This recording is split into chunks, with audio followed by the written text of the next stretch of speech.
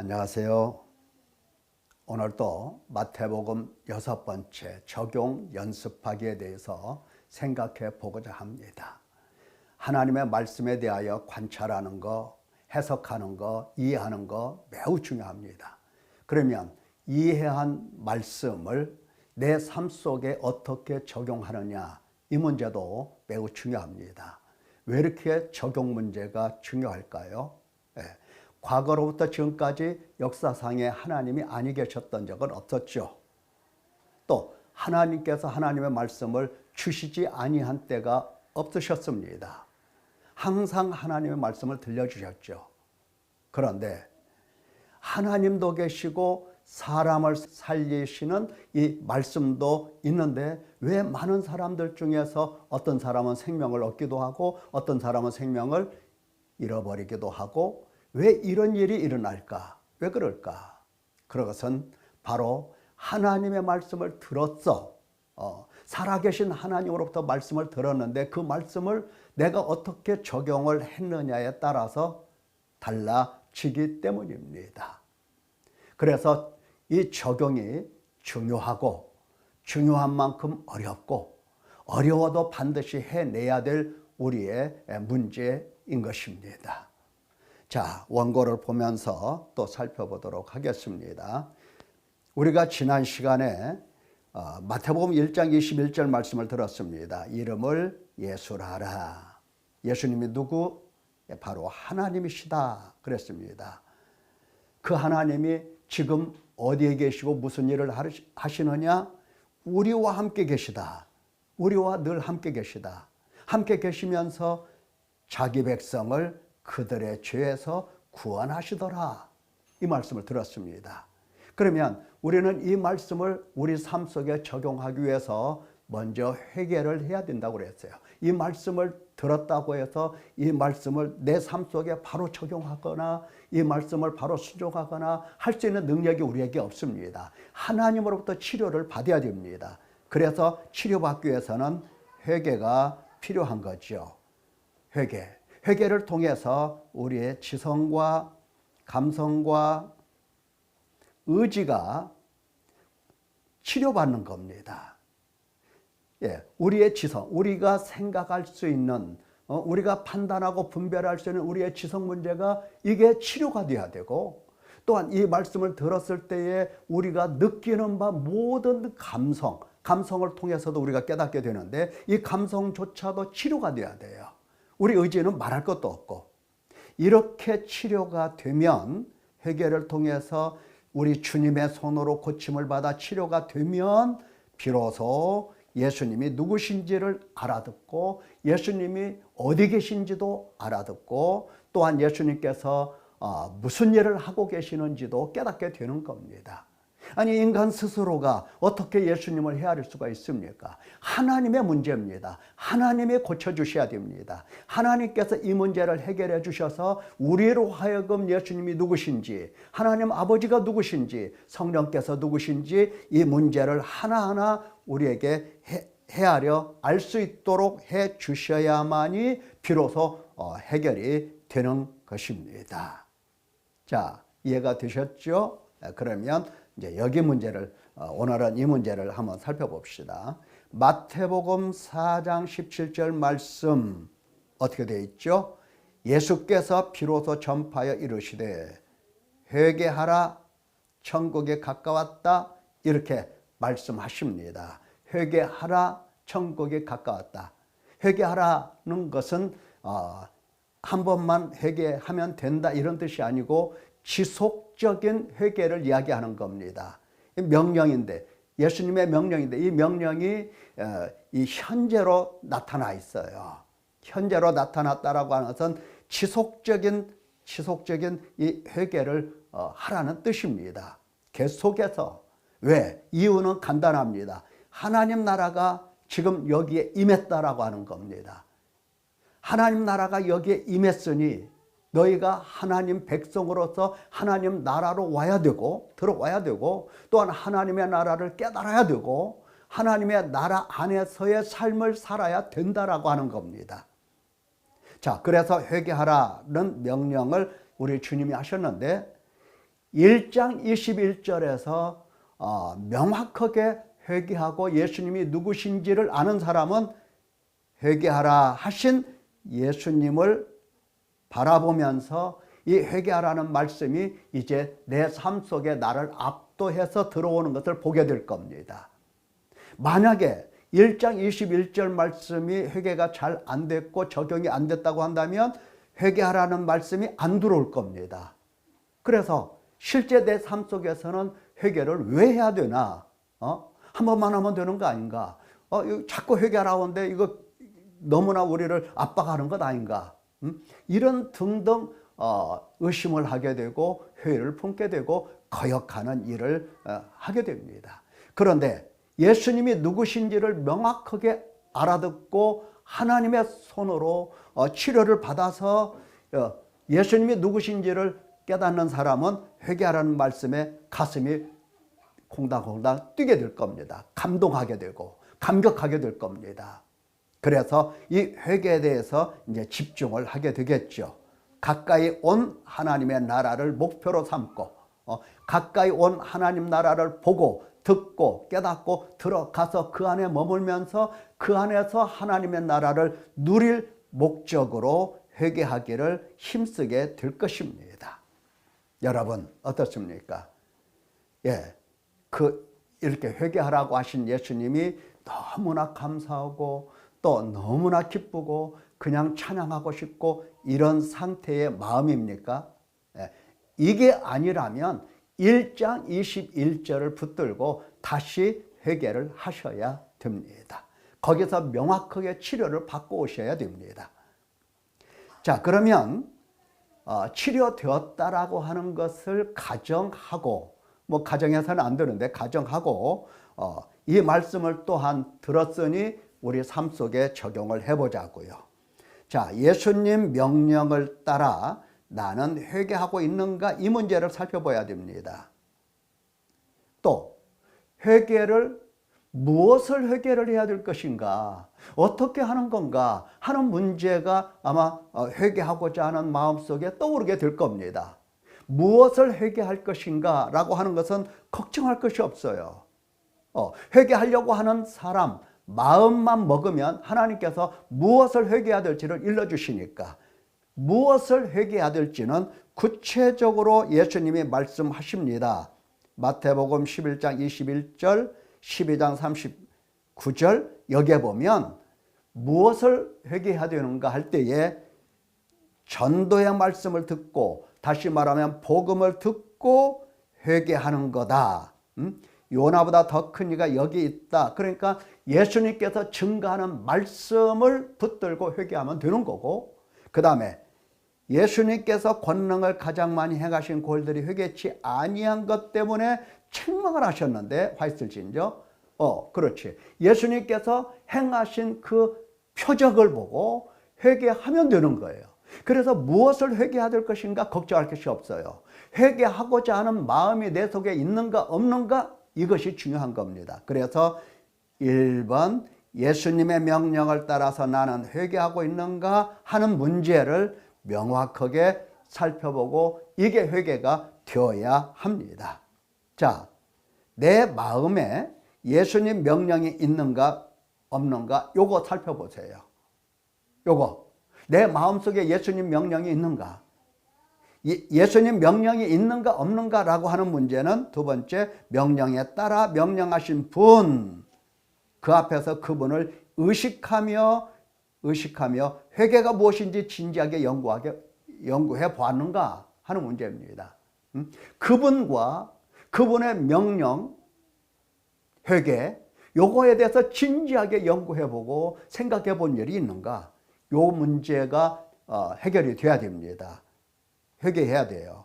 그리고 죄를 일러주심도 탄식하게 하심도 용서도 모두가 다 주님의 손에 달려 있는 건데 주님의 손에 의해서 하고 있는가? 아니면 내가 적당한 선을 만들어 놓고 이만큼 회개했으니 됐다라고 하는 것은 아닌가? 회개는 주님이 시키시는 겁니다. 용서 주님이 해주시고 죄사함 주님이 주시는 겁니다. 그래서 그분의 손에 의해서 내가 지금 회개하고 있는가 하는 문제, 이게 명확하게 해결이 돼야 되는 거고, 네 번째는 용서, 죄사함을 받고 죄에서 받아본 일이 있는가, 이것도 살펴봐야 됩니다. 주님은 죄에서 구원하시는 주님이시기 때문에 주님이 오셔서 나를 죄에서 건져내 주신 일이 있는가, 이런 경험들이 있는가, 이것을 살펴보라는 얘기입니다. 그렇지 않으면 적당히 회개하면서 이만하면 됐어, 내가 판단을 하게 됩니다. 회개는 주님이 시키시는 것이라고 그랬죠. 자, 이렇게 회개를 하고 나면 어떤 일이 일어날까요? 어떤 일이? 그렇죠. 하나님 나라가 가까이 온 것이 보이게 되고, 하나님 나라가 가까이 와서 아하, 하나님 나라가 여기 있구나라고 하는 깨닫는 순간 하나님을 찬양하고 기쁨으로 충만하게 될 것입니다. 하나님의 나라를 이해하는 것 매우 중요한 일이거든요. 이 하나님의 나라를 깨닫게 하시고 보게 하시고 이 나라 안으로 들어오게 하시고 이 나라 안에서 이제 하나님의 손으로 연단받게 하시려고 하시는 하나님의 손길을 보면서 기쁨이 충만하게 될 것입니다. 그래서 예수님의 명령을 따라서 나는 회개하고 있는가, 이 문제를 반드시 이번 주에 여러분이 회개를 한번 해보시기 바랍니다. 자, 그러면 도대체 하나님의 나라가 무엇이기에 자꾸 예수님은 회개하라고 하시는가? 왜 보여주시려고 하시는가? 하나님의 나라, 우리 지난 한 해 동안에도 1년 동안 말씀을 들었지만은 좀 더 쉽게 한번 생각해 보자고요. 하나님의 나라. 하나님의 나라는 하나님 나라가 뭐다라고 성경에 이렇게 아주 쉽게 한 문장으로 풀어낸 구절이 없습니다. 그래서 많은 사람들이 하나님 나라는 이렇다라고 책도 쓰고 설명도 많이 하는데, 오히려 책을 읽어보면 더 어려워요. 더 뭐가 뭔지를 모르겠어요. 예. 하나님께서 하나님 나라가 무엇인지를 이렇게 어렵게 설명하실까요? 아니요. 학문이 없고 아무것도 모르는 사람도 다 알아듣게끔 하나님의 나라를 설명하십니다. 어떻게? 풀어서 설명하세요. 하나님은 풀어서.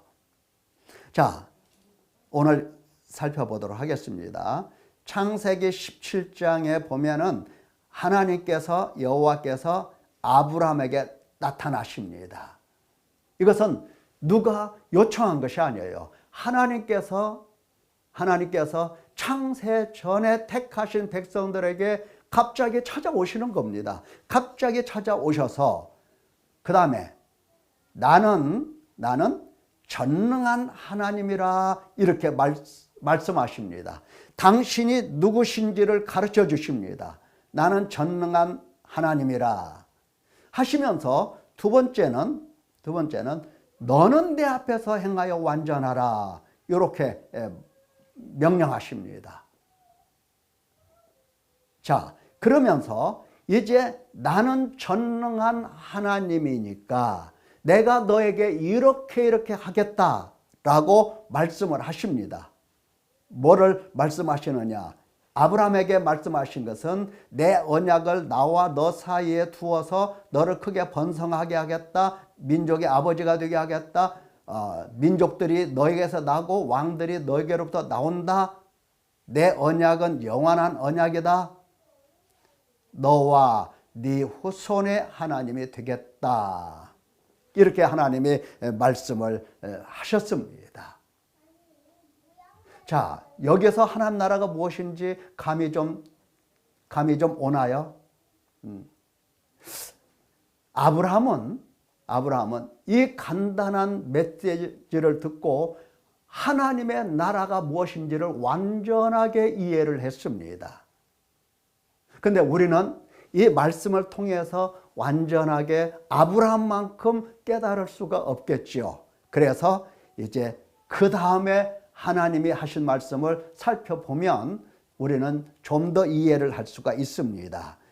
출애굽기 6장 6절 이하에 보면 애굽에서 데리고 나온 그 이스라엘 백성들을 향해서 하나님 말씀하시기를 나는 여호와라 라고 말씀하세요.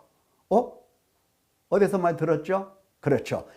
아브라함에게 나타나셔서 하신 말씀, 이스라엘 백성들을 구원해 내시고 하신 말씀 동일합니다. 나는 여호와다. 나는 여호와다. 이렇게 말씀을 하세요. 그리고 너는 누구냐? 라고 또 말씀을 하세요. 신명기 7장 6절에 보면은 너는 여호와 내 하나님의 성민이다. 이렇게 말씀을 하세요. 나는 누구다? 너는 누구다? 하나님께서 이렇게 말씀하세요. 예.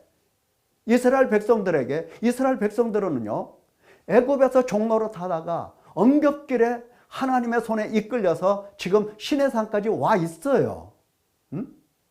그들이 오고 싶어서 오고 이런 게 아니죠. 하나님께서 하나님의 주권적 은총 속에서 그들을 데리고 나오신 겁니다. 택하셨기 때문에. 그러면서 너희는 여호와 내 하나님, 너희 하나님의 성민이다. 성민이라고 하는 것은 거룩한 백성이라는 뜻입니다. 거룩한 백성. 여기 거룩하다라고 하는 것은 너희 삶을 이렇게 살펴보니까 너 정말 거룩하구나. 너 그래서 거룩한 백성이다. 이런 말씀을 해주시면 얼마나 좋겠습니까마는 그런 뜻이 아니에요. 그게 아니고 너는 이제부터 하나님께 바쳐진 백성이다 이 말이에요. 구별된 백성이다 이 말이에요. 다른 사람들과 달리 구별했어. 내가 너를 구별했어. 너를 하나님께 바쳤어. 라는 뜻이에요. 그래서 성민이라고 말씀을 하십니다. 그러면서 이 백성들에게도 똑같이 말씀하십니다. 너는 내 하나님 여호와 앞에서 완전하라. 이렇게. 이 말씀도 어디서 들었죠? 그렇죠. 아브라함에게 하나님이 하셨잖아요. 아브라함의 자손들에게는 언제나 하나님이 똑같은 말씀을 하십니다. 이것을 가리켜서 통일성이라고 얘기해요. 언약의 통일성이라고 얘기를 하죠. 신학자들은. 우리는 그렇게까지 생각 안 해도 돼요. 하나님은 찾아오셔서 나는 너의 하나님, 너는 내 백성, 너는 하나님의 거룩한 성민 이렇게 말씀하시면서 완전하라, 여호와 앞에서 완전하라 이렇게 말씀하십니다. 이 완전하라라고 하는 말은 잘못 생각하면 안 돼요. 그냥 완벽하라 이런 뜻은 아니고요. 하나님 앞에서 책망받을 것이 없는 사람이 되어라 라고 말씀을 하십니다. 완전하라 이 타밈이라는 단어인데 책망할 것 없는 사람, 흠이 없는 사람 되어라 이 말이에요. 우리가 어떻게 흠이 없는 사람 돼? 아니요.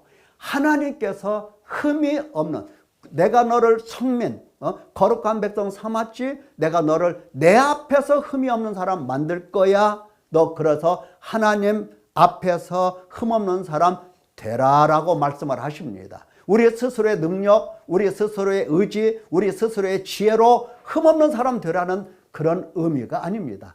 그것은 불가능해요. 아셨죠? 하나님의 나라는 바로 이런 것입니다. 이런 거. 여러분 가만히 생각해 보세요. 여러분이 먼저 하나님을 아셨습니까? 아니죠. 몰랐어요. 하나님께서 먼저 나를 택하시고 하나님의 교회로 데리고 나오신 겁니다. 나오셨어요. 구원하셨어요. 구속하신 거예요. 이게 하나님의 크신 은총이죠. 그러면서 우리에게 가르쳐 주시는 것은 뭐예요? 하나님을 가르쳐 주시잖아요.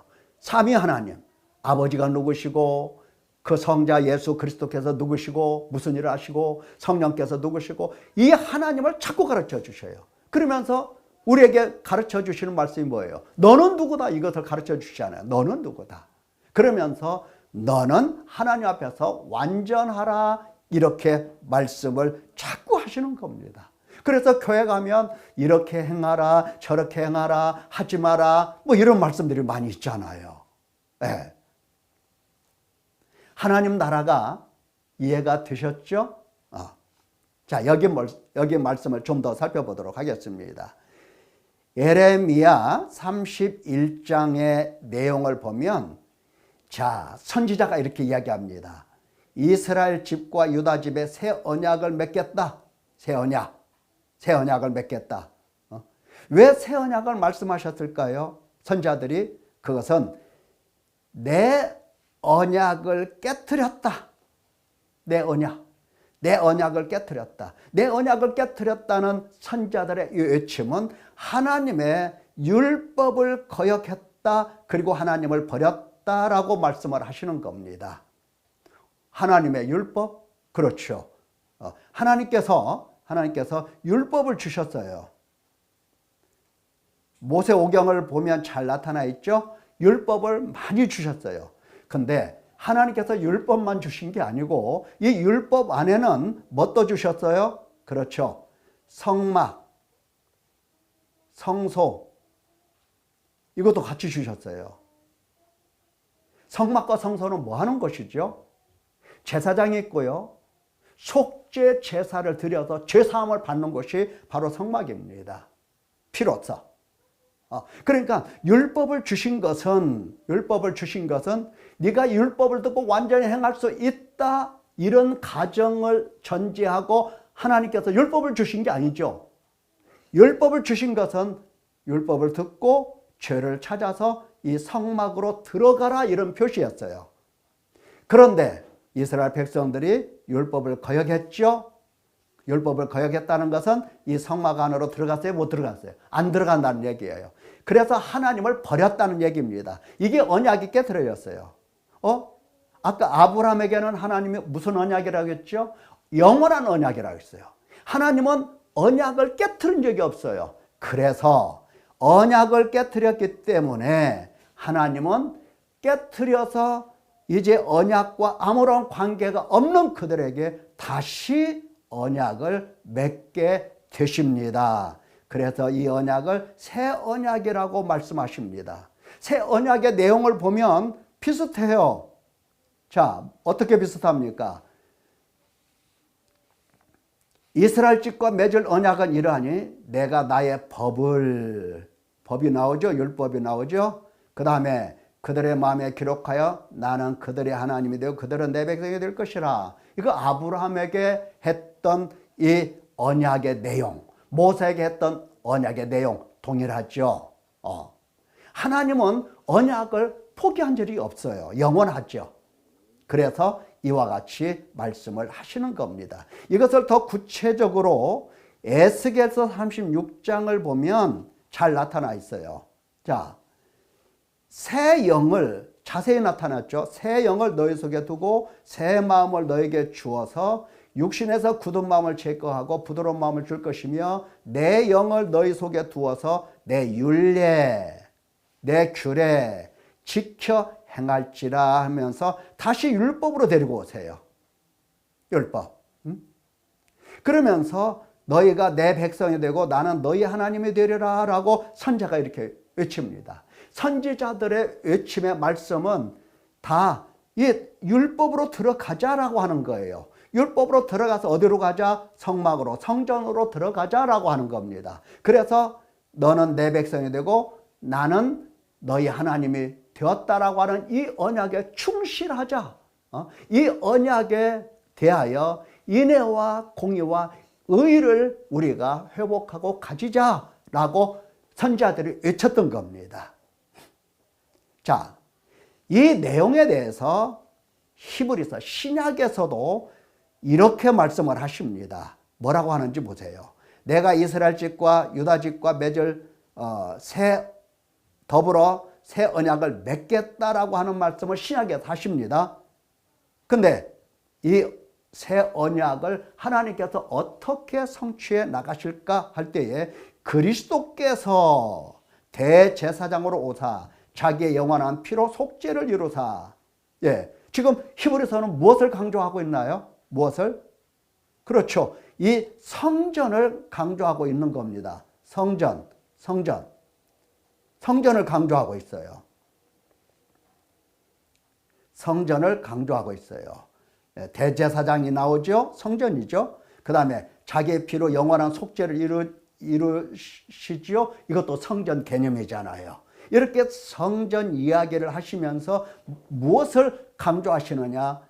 너희 양심의 주권행실에서 깨끗하게 하고 살아계신 하나님을 섬기게 하지 못하겠느냐라고 말씀하세요. 그러니까 성전에서 깨끗함을 받아서 요걸 강조를 하고 계시는 겁니다. 요걸 강조했다고 해서 앞에 율법을 강조하지 아니하셨다? 이건 아니에요. 보십시오.